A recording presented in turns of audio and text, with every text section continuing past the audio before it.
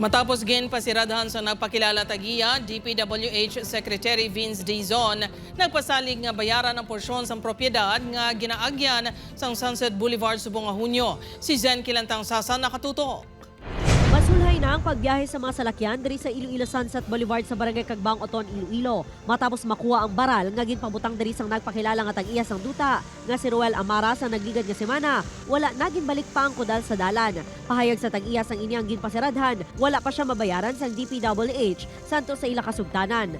28 milyones pesos ang balon sang propiedad. Sang pagpadulong diri sa Iloilo City ni DPWH Secretary Vince Dizon sang Biyernes, ginpahayag sini nga ginaproseso na ang pagbayad sa propiedad subong nga Hunyo. I think within the month of June, magbabalik na tayo. And naiintindihan ko naman, kawawa yung mga landowners.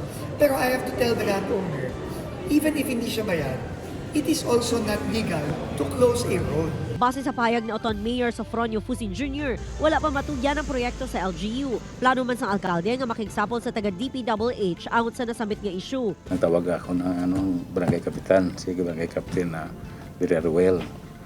Ti siling ko, ina nga area, wala pa na formal turnover sa LGU. Ti ang may konsina ang highway pa.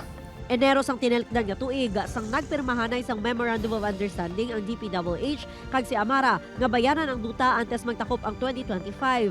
Ginatiwaan pa sa news team nga makuhaan sa pahayag si Amara. Upod kay Cirilo Randuque, Zen Kilantang Sasa, One Western Visayas.